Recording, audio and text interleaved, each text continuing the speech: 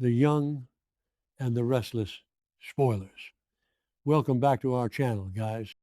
It is a rainy, gloomy Thursday here, and my coffee is already cold, but we absolutely have to talk about the insane drama that just dropped on The Young and the Restless. Grab a snack, settle in, because my brain is still spinning from what we just watched. So let's just jump right into it, because I cannot hold this in anymore. Traci Abbott is officially the MVP of Genoa City, right? I mean it. For years, decades even, she has just been the sweet sister, the one who bakes, writes her little novels, and cries on the sofa when Jack and Ashley are screaming at each other, but not anymore. Traci is on an absolute warpath, and honestly, I am so here for it. We saw her a few weeks ago literally dragging Patty Williams by the hair, which was iconic and something I will never forget. But now she is doing something even better. She is playing detective because, let's be real, the Genoa City Police Department is completely useless. They couldn't find a missing person if the person was sitting right in their lap. And the big mystery right now that has been driving all of us crazy is Dr. Lawrence Markham. Who actually is this guy? He just shows up out of nowhere, helps Patty terrorize Diane, literally strangles Diane with a wire in the backseat of a speeding car, and then helps Patty kidnap Abby and baby Diane. And nobody knows a single thing about him. Traci really wants to know his true identity, but there is zero footprint, no medical records, no history, no background, nothing, which makes sense because the guy's a total phantom. But Traci is smart. She knows that Markham didn't just manifest out of thin air. He has to have a connection to someone, and the only person who knows that connection is currently sitting in a jail cell in an orange jumpsuit. Yes, Patty Williams. So Traci decides to go visit Patty in jail. And this is where the writing actually gets really good, even if the flow of the show has been a bit clunky, because Traci doesn't go in there yelling. She tried the aggressive approach before, and it worked to get Diane cleared. But now she needs deep, hidden intel. So she plays nice. She goes into that sterile visitor room, sits down across from the glass, and puts on her best, sweetest Traci Abbott smile. The exact same smile she uses when she's hosting a Thanksgiving family dinner. It is so manipulative, and I love it. Traci is basically playing psychological chess with a certified psychopath. Maybe I'm being too harsh on Patty because she is genuinely sick, but you get what I mean. Patty has done terrible, unforgivable things, but she also has this weird, twisted code of honor. She actually considers herself reputable in her own delusional way. She doesn't like leaving loose ends, and she definitely doesn't want to be involved in more messy trouble in the future. She just wanted Jack. That was her whole sick goal. So Traci starts talking to her, very friendly, very calm. She starts pushing, just gently probing about Markham. And you guys, Patty's reaction was everything. Patty just loses it. She absolutely loses it. The scene was insane to watch. Patty gets so angry, her face turns red, and she just starts screaming her head off about the madness and the craziness. Stacey Hayduke is such an incredible actress. She plays unhinged so perfectly. She is banging on the table. Her eyes are wild. She is just spiraling into this fierce, intense meltdown right there in the visiting room. And Traci just sits there, calm, collected, barely even blinking, waiting for the storm to pass. Because Traci knows that if you let a toddler throw a massive tantrum, eventually they get tired and tell you exactly what you want to know. And Patty is basically a highly dangerous, murderous toddler. And then Patty drops the bomb, the absolute biggest bomb of the summer. She is panting, out of breath from screaming, and she just looks at Traci through the glass and spits it out. There is no doctor. Laurence Markham, it's a fake name. It's an alias. And I was sitting on my couch like, I knew it. I literally tweeted this last week. I said Markham was way too creepy and way too skilled at torture to just be a random corrupt doctor looking for a quick payday. But then Patty finally reveals the terrifying secret of who he really is. She says he is Alan's brother, Martin. Yes, Martin Laurent. I literally screamed at my TV. Martin, the evil twin, the psychotic brother who escaped from the mental asylum, the exact same guy who held Sharon and Phyllis hostage in that creepy clinic not that long ago. Let's just pause and talk about Martin for a second. Because if you guys remember, Martin was the absolute terror of Genoa City. He is Alan Lawrence's identical twin brother. Alan is the good, ethical doctor, and Martin is the deeply disturbed, psychotic one. Martin trapped Sharon and Phyllis, played twisted mind games with them, and showed us that he is a master manipulator who enjoys inflicting psychological and physical pain. He is incredibly dangerous, and we all thought he was locked away. We thought he was rotting in a secure psychiatric facility somewhere far away from our favorite. But clearly, security at these soap opera asylums is basically just a suggestion. It's a revolving door. You just walk out when you feel like it, apparently. How did he even escape? Did Patty help him? Honestly, Patty knows all about escaping asylum. She has practically made a career out of it. She also knows all about plastic surgery and stealing identity. Remember when she got surgery to look exactly like Dr. Emily Peterson? Yeah, Patty is the undisputed queen of medical identity theft.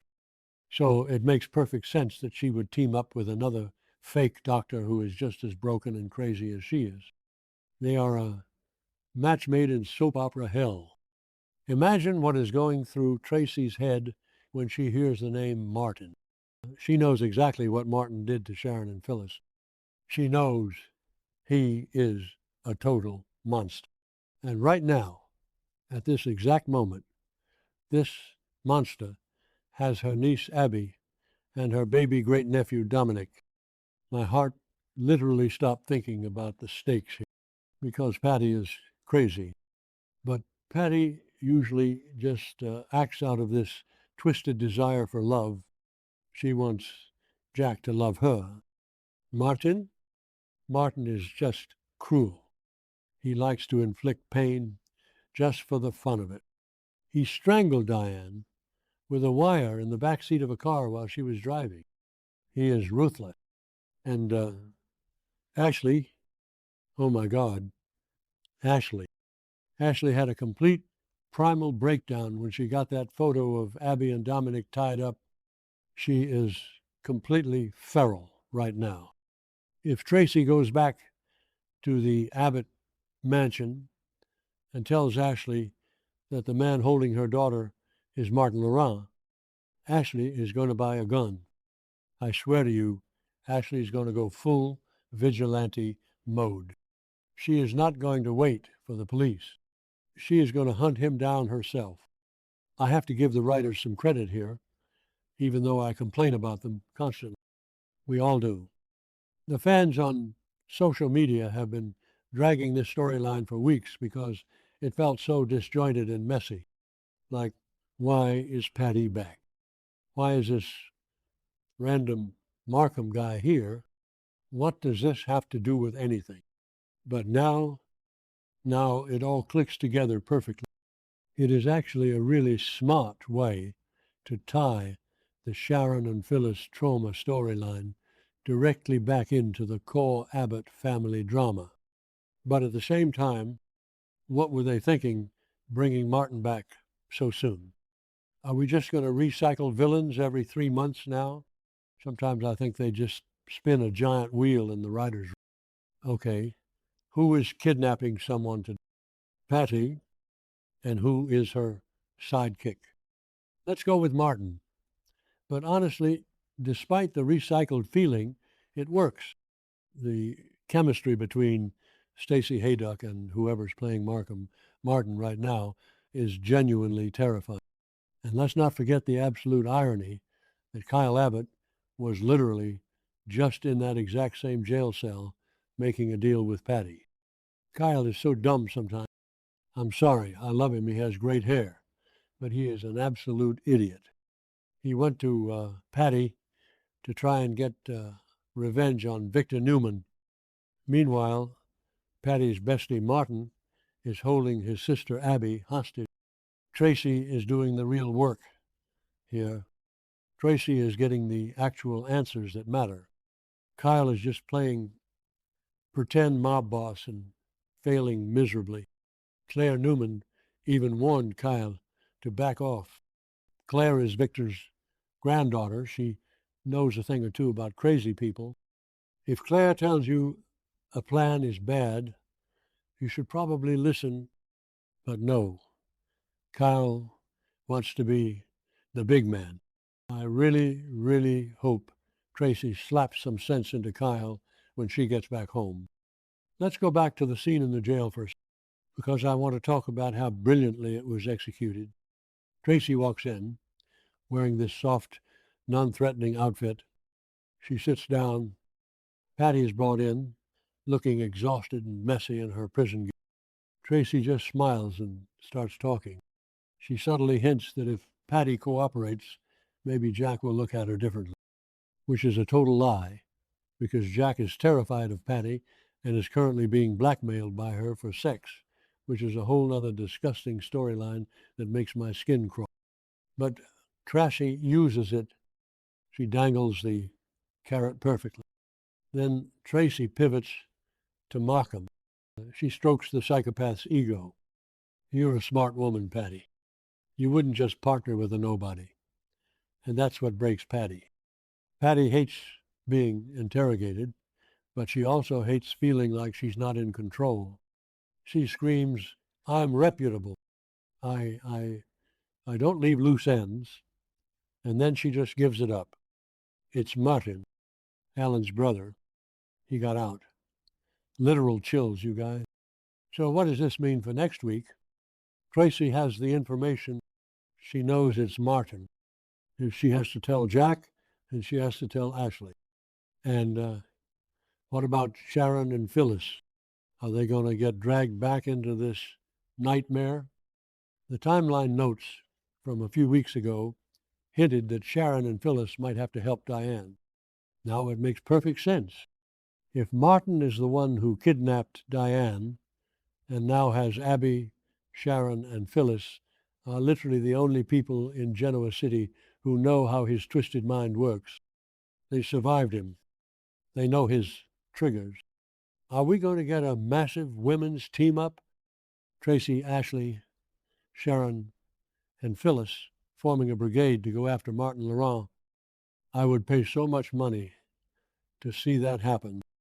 But we also have to worry about Martin's current state of mind. If he escaped the asylum, he is definitely off his meds.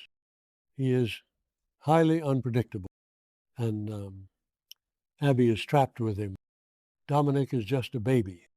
It makes me sick to my stomach thinking about what he could do to them. And let's zoom out for a second and look at the bigger picture, because Victor Newman is somehow always connected to the chaos. Right now, Victor's getting blamed by everyone for bringing Patty back to town. Diane, Jack, Kyle, they all yelled at him at the hospital. And Victor just sat there, smug as always. But does Victor know about Martin? Victor has eyes everywhere. If Martin Laurent is running around under a fake name, how did Victor's security teams not catch it? If Victor finds out Martin has his daughter Abby and his grandson Dominic, Victor is going to unleash absolute hell. Martin won't even make it back to the... Victor will have him buried under the Newman Ranch, right next to wherever he kept Matt Clark. Speaking of Matt Clark, it's so crazy that we have two massive psychopaths running around Genoa City right now. We have Matt Clark faking amnesia and dating Phyllis, which is a whole nother level of gross, and Nick is completely right to be losing his mind over it. And we have Martin Laurent pretending to be Dr. Markham. It's like the writers decided to just bring back all the most traumatizing villains at once. It's overwhelming. As a viewer, I am exhausted. I sit down to watch my soap to relax, and instead, my blood pressure spikes because everyone is either getting kidnapped, poisoned, or gaslit. But I can't look away. I complain, but I am glued to the screen. I just really want Traci to get the win here. Traci has suffered so much loss in her life. She has been the rock for Jack and Ashley for decades. She deserves to be the hero. She found out the truth when nobody else could. When Traci walks out of that jail, she is going to be a woman on a mission. I can picture it now. She's going to march right into the Abbott living room, slam her purse down on the coffee table, and drop the name Martin Laurent. The fallout is going to be absolutely epic. I just hope they don't drag it out for another 3 weeks. You know how they do. We'll probably get 5 episodes of them just standing around the living room debating what to do with the information. Should we call the police? Should we call Victor? Should we call Alan? Just go save Abby. Anyway, that's my rant for today. Let me know in the comments what you guys think. Are you excited Martin is back? Or are you just as tired of the recycled villains as... Stay safe out there, and I will see you in the next recap.